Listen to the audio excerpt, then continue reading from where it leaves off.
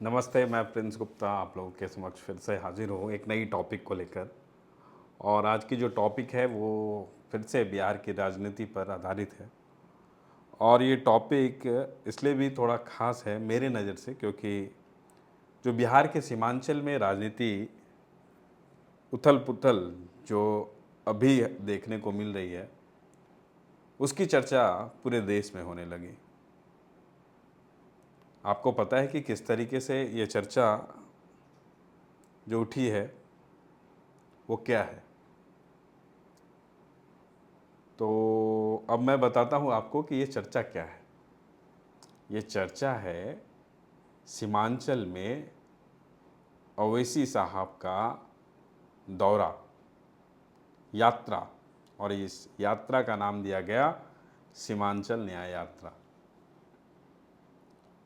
तो देखिए, बिहार का सीमांचल वैसे भी कई मायनों में बेहद खास है, और ख़ास करके अल्पसंख्यक वोटर्स की बात की जाए तो उसके लिए तो बेहद ही खास। अब सवाल ये उठता है कि बिहार में सीमांचल के इलाकों में अवैसी साहब की जो ये यात्रा है वो किस वजह से प्रारंभ कर ली गई है। इंडिया अलायंस ने क्यों तवज्जो नहीं दिया अवैसी साहब की टीम AIMIM को। साथ ही साथ जिस तरीके से चुनाव का डेट अब नज़दीक आ रहा है, तो कहीं ना कहीं ओवैसी साहब की ये राजनीति इंडिया अलायंस के लिए क्या घातक साबित होने वाली है। किशनगंज से ये यात्रा की प्रारंभ 24 तारीख से कर ली गई है, आपको पता है। और फिर ये कैसे 24 और 25 और 26 और 27 ये 4 दिन जो है ये सीमांचल के दौरे में होंगे। तो फटाफट हम वो चर्चा तो करेंगे ही करेंगे आपको, लेकिन सबसे पहले हम आपको बताते हैं कि ये चर्चा जो 4 दिन की जो ये यात्रा है जिसका नाम सीमांचल न्याय यात्रा, इस यात्रा का नाम दिया गया है, वो किन किन जगहों से होकर जाएगा और क्या क्या समय और शेड्यूल होगा, पहले हम ये बताते हैं। फिर इसके बाद हम इसी पहलू को आगे लेकर बढ़ेंगे और इस पर ये चर्चा करेंगे कि आखिर क्यों ज़रूरी है सीमांचल इलाकों में अवैसी का दखल अंदाजी राजनीति के तौर पर। तो सबसे पहले हम आपको बताते हैं कि देखिए 24 तारीख से ये शुरुआत कर ली गई है और ये किशनगंज से शुरुआत हुआ, और 25 की जो तैयारी है अब वो बताते हैं, ये दूसरा दिन होगा। और ये जो है रुईघासा मैदान किशनगंज से 10 बजे इसकी शुरुआत होगी। हलीम चौक पहुंचेगी ये यात्रा। हलीम चौक से होते हुए ओवैसी साहब की यात्रा मस्तान चौक, मस्तान चौक से आगे रहमत पारा, रहमत पारा से आगे कजला मनी, कजला मनी से आगे सेंधा हाट, उसके आगे फिर शीतल नगर, फिर रानी चौक, फिर भेबड़ा चौक, फिर तारन चौक, फिर बैरगाछी, फिर 0 माइल अररिया, और फिर अररिया बाज़ार, और उसके बाद रात्रि विश्राम पूर्णिया में। ये आपको मैं 25 तारीख का दिनचर्या बता दिया कि जो सीमांचल न्याय यात्रा ओवैसी साहब करने वाले हैं वो कैसे कैसे जाएगी। तो एक दिन ऑलरेडी किशनगंज में बीत चुका है, दूसरा दिन फिर किशनगंज से ये स्टार्ट होकर अररिया जाएगा। आपको पता है कि अररिया भी किस तरीके से अल्पसंख्यकों के ज़्यादा तादाद हैं वोटर्स के, वहाँ पर उनकी पोलिंग संख्या, जो पोलिंग रेट है वो उसको भी ध्यान में रखा गया है। तो कहीं ना कहीं ओवैसी साहब आगे बढ़ रहे हैं। अब फिर हम आते हैं कि 26 तारीख को इनका यात्रा देखिए पूर्णिया से प्रारंभ होकर 10 बजे डगरवा, फिर डगरवा के बाद बैरगाछी, बैरगाछी के फिर बाद बायसी, और फिर बायसी से आगे बढ़ते हुए ये सिमलबारी चौक, सिमलबारी से आगे जमाली मार्केट, रौटा, रौटा से आगे अमौर, अमौर से आगे बड़ा ईदगाह, और बड़ा ईदगाह के बाद ये प्रोग्राम रात्रि विश्राम पर चला जाएगा। अब देखिए, अमौर जो विधानसभा है पूर्णिया जिला के अंदर, इसके विधायक हैं अख्तरुल इमाम, और अख्तरुल इमाम जो हैं वो बिहार प्रदेश के जो AIMIM के प्रदेश अध्यक्ष हैं अख्तरुल इमाम हैं। मतलब बिहार में जो पार्टी क्या परफॉर्मेंस करेगी, कैसे लोगों को साथ लेकर चलना है, कैसे वोटर्स को अपने तरफ बढ़ाना है, तो ये जिम्मेदारी अख्तरुल इमाम पर है। और इस बार ये जिम्मेदारी कहीं ना कहीं और भी है, क्योंकि पिछले बार जिस तरीके से AIM के जो विधायक थे वो किस तरीके से इधर से उधर हो गए। खैर, तो अब हम आपको 27 तारीख यानी कि जो आखिरी दिन है ओवैसी साहब के सीमांचल न्याय यात्रा का, उसको हम बता देते हैं पहले आपको कि कैसे रहेगा दिनचर्या। तो ये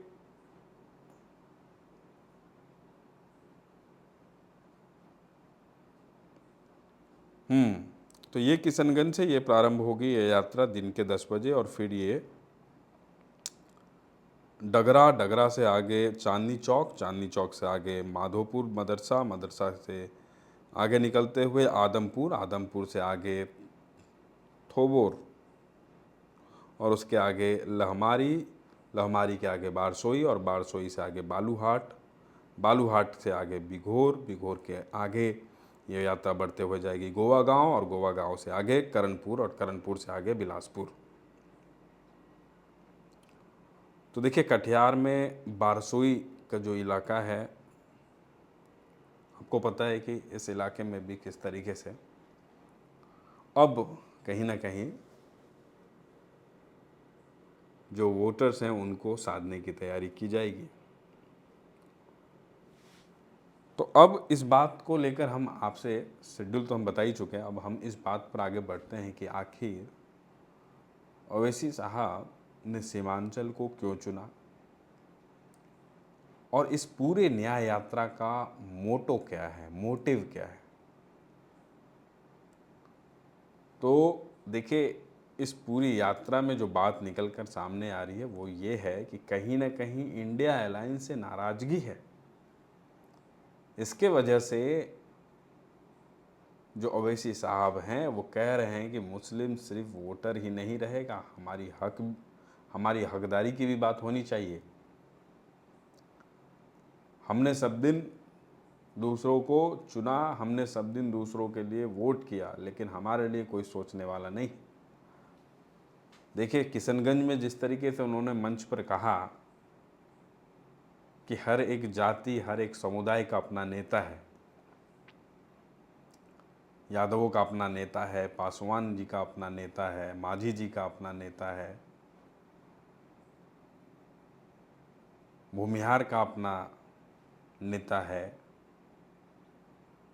तो इस तरीके की जो बात उन्होंने कही, और उस बात से किस तरीके से युवा में एक जोश आया, और लगातार हम वो तस्वीर भी देख रहे थे जब ओवैसी साहब मंच पर ये भाषण दे रहे थे और जब लोगों से संवाद स्थापित कर रहे थे, तो जो लोग मंच के आसपास उपस्थित थे उनमें एक अलग तरीके का जोश था। अब सवाल ये उठता है कि क्या इंडिया अलायंस को आने वाले दिनों में सीमांचल के इलाकों में क्या बड़ी हार उनके खाते में जाती है, या फिर जो 12 विधानसभा हैं 24 में से, क्या उसमें बढ़त दिखाई देगा इंडिया अलायंस को। तो अब जो सवाल बार बार ये उठ रहा है कि आखिर मुस्लिम वोट बैंक किधर जाएगा। अब अवैसी साहब के इस यात्रा में तो ये बात पर हामी भरी जा रही है, या इस बात पर बार बार कहा जा रहा है कि मुस्लिम वोटर्स ने ये मान लिया है कि अगर इंडिया अलायंस हमें गठबंधन में जगह नहीं देती है, हमें सीट बंटवारे में जगह नहीं देती है, या हमारे खाते में कुछ सीट नहीं देती है जो हमारा डिमांड है या जो हमारा चाहत है, तो उसके बाद हम सेपरेट चुनाव लड़ेंगे और हम इंडिया अलायंस को वोट नहीं करेंगे। तो अब ये सवाल एक बड़ा सा खड़ा होता है कि आखिर जो मुस्लिम वोटर्स हैं वो इंडिया अलायंस को वोट नहीं करेंगे तो आखिर वोट करेंगे किसको? या फिर एक साजिश सिर्फ रची जा रही है, या लोगों के अंदर एक अलग तरीके का मैसेज पहुंचाने का काम किया जा रहा है? इस तरीके के तमाम जो सवाल हैं वो खड़े हो रहे हैं। कुछ मुस्लिम वोटर्स का मानना है कि ओवैसी साहब एनडीए के इशारों पे चल रहे हैं, हम तो उनको वोट करेंगे नहीं। वहीं कुछ वोटर्स ये कह रहे हैं कि नहीं, ओवैसी साहब तो बिल्कुल सही कहे कि क्या हम सब दिन वोट ही करते रहेंगे? क्या हमारा अपना कोई स्थान नहीं है? क्या हमारे हक की कोई बात नहीं होगी? हमारे हिस्सेदारी की बात नहीं होगी? अब देखिए, तो कुल मिलाकर बात तो उठने लगी है और सीमांचल कई मायनों में बेहद खास रहा है। इस बात को लेकर मैं बार बार चर्चा कर रहा हूँ, इंडिया अलायंस के लिए भी और एनडीए के लिए भी। हाल में ही हमने देखा कि सीमांचल में किस तरीके से देश के प्रधानमंत्री नरेंद्र मोदी आए और पूर्णिया के एयरपोर्ट से सीमांचल के लोगों को साधने की कोशिश किए और एक बड़ी सौगात के रूप में सीमांचल के लोगों को एक बड़ा उपहार मिला, पूर्णिया का एयरपोर्ट। साथ ही साथ कुछ ट्रेनों को दिया गया, मखाना बोर्ड के कार्यालय की स्थापना की बात कही गई। तो सीमांचल के लोगों को एनडीए अपने ओर खींचने में लगी हुई है और खास करके जो अल्पसंख्यक वोटर्स हैं उनको सेट किया जा रहा है। वही इंडिया अलायंस ऑब्वियस है, एमवाई के समीकरण पे चलती है और जो इनका मूल वोटर है यही लोग हैं। और बीच में एक नया नाम अवैसी साहब, तो कहीं ना कहीं ऐसे भी लोग अब कंफ्यूज हो रहे हैं। तो मामला क्योज वाला तो हो ही रहा है। साथ ही साथ आप देख लीजिए, बिहार में पीके का अलग मसला है। उनकी पार्टी भी किस तरीके से हर एक सीट पर अपने दावेदारी को मजबूत करते दिख रहे हैं। पीके का अलग कहना है प्रशांत किशोर का कि लोग लालू से परेशान, लोग नीतीश से परेशान, लोग मोदी से परेशान, लोग राहुल से परेशान। तो इनका कहना है कि हमारे पास फ्रेश कैंडिडेट हैं, हम ऐसे करेंगे, हम वैसे करेंगे, हमारा ऐसा ब्लूप्रिंट है, हम आगे राजनीति में अगर आते हैं या हमारी पार्टी आती है तो हम ऐसे करेंगे, वैसे करेंगे। वोटर्स इस बार कुल मिलाकर बहुत कंफ्यूज हैं। और देखिए, हर एक पार्टी अपनी अपनी बात करती है। जदयू भी कहीं ना कहीं इनसिक्योर है।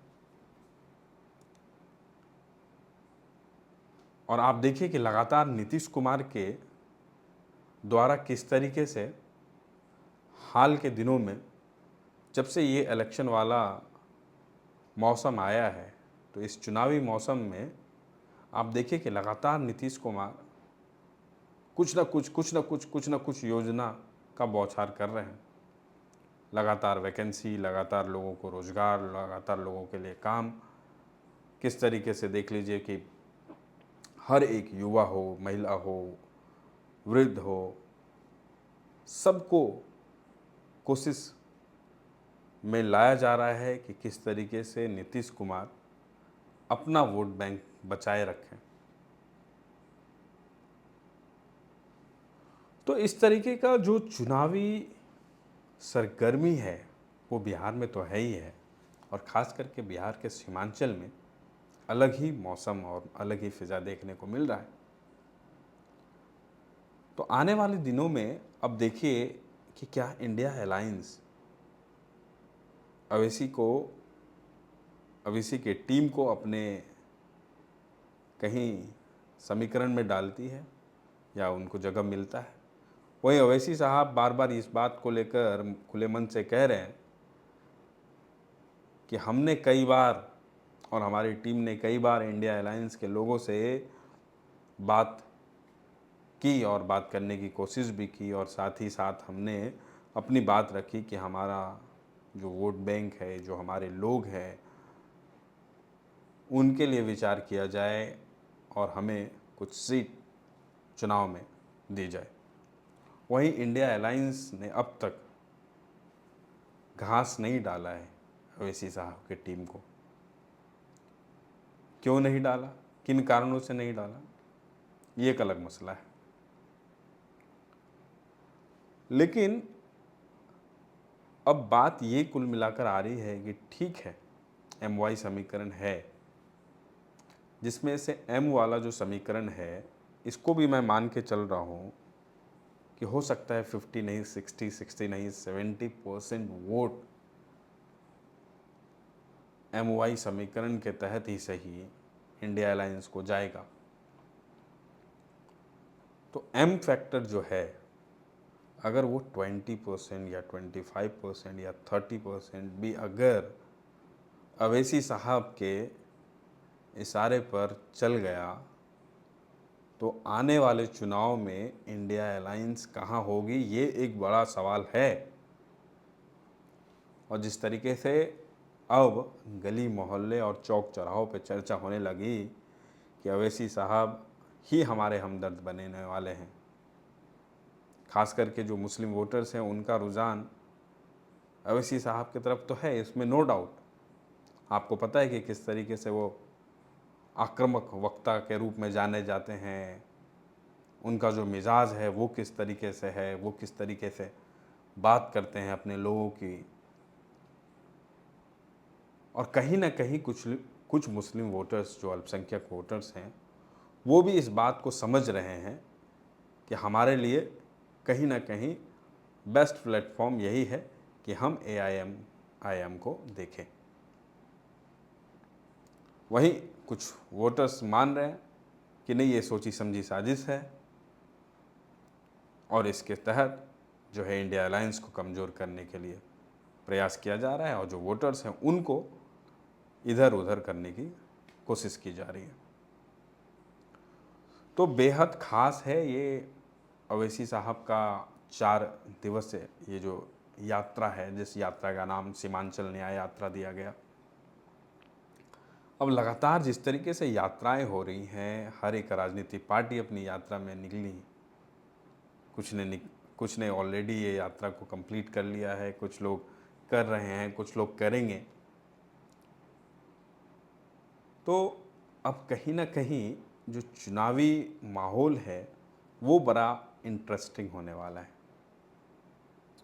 साथ ही साथ वोटर्स बड़े कंफ्यूज हो रहे हैं कि हम वोट दे तो दे किसको, जाए तो जाए कहाँ। प्रशांत किशोर, देखिए पहले ऑप्शन नहीं हुआ करता था, या तो आप वोट इंडिया अलायंस को दे देंगे या तो आप NDA अलायंस को दे देंगे। अब तीसरा विकल्प जो बिहार में आया है वो PK है। प्रशांत किशोर भी अपनी मतलब अपनी दावेदारी को धीरे धीरे मजबूत करते दिख रहे हैं, और जिस तरीके से लगातार वो BJP और जदयू के नेताओं पर आक्रामक हो रहे हैं, और साथ ही साथ जो आरोप प्रत्यारोप का जो दौर चल रहा है, ये भी आप समझ लीजिए कि किस तरीके से माहौल बनाने की कोशिश की जा रही है बिहार के अंदर। और इन सभी माहौल से कहीं ना कहीं जो बिहार के लोग हैं उनको फ़र्क पड़ रहा है। अब अभी हमने हाल में देखा कि देखिए जो जदयू के काफ़ी वरिष्ठ नेता हैं अशोक चौधरी, उस पर किस तरीके से मामला आया। PK का यात्रा किशनगंज में था, सीमांचल के इलाके किशनगंज में, तो कैसे उन्होंने BJP के जो प्रदेश अध्यक्ष हैं दिलीप जायसवाल, उस पर किस तरीके से वो सवाल खड़ा किए उनके मेडिकल कॉलेज को लेकर। वहीं अब हमने ये भी देखा कि बिहार के जो पूर्व प्रदेश अध्यक्ष थे BJP के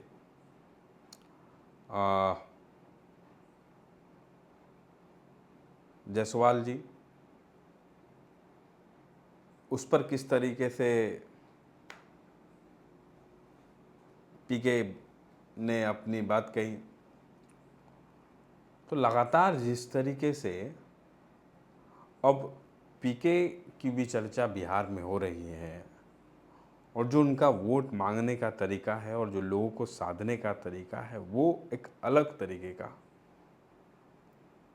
कि अपने बच्चों के भविष्य के लिए वोट कीजिए, अपने रोजगार के लिए वोट कीजिए, अपने पास काम हो, आपको बाहर ना जाना पड़े, उसके लिए वोट कीजिए। और ये वाकई बहुत लोगों को अच्छा भी लग रहा है। लोगों ने कहा कि भाई हमने नीतीश को भी देख लिया, हमने लालू को भी देख लिया, तो क्यों नहीं पीके को अब एक ऑप्ट में रखा जाए। ये बात भी सही है। वहीं कुछ लोग जो बहुत परेशान हैं कि बिहार में शराबबंदी बेकार में कर दी गई है। कुछ लोगों का मानना है कि इसमें राजस्व का घाटा है, कुछ लोगों का कहना है मिल ही रही है, हर जगह मिल रही है। बात भी सही है। तो जिस तरीके से पीके ने कहा कि भाई हमारी अगर सरकार बनती है तो पहले कलम में हम ये कानून को वापस ले लेंगे, ये बेकार है। वहीं अब ये भी चर्चा है कि किस तरीके से बिहार के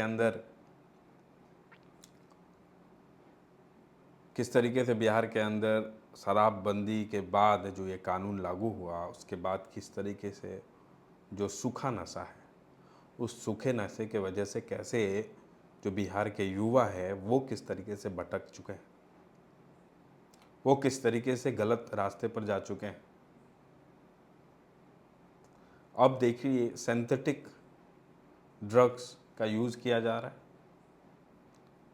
पहले बिहार में इस तरीके की केसेस नहीं थी जहाँ पर इस तरीके की चर्चा हो कि अब बिहार में स्मैक मिल रहा है, बिहार में इतने तादाद में गांजा पुलिस को मिलती है।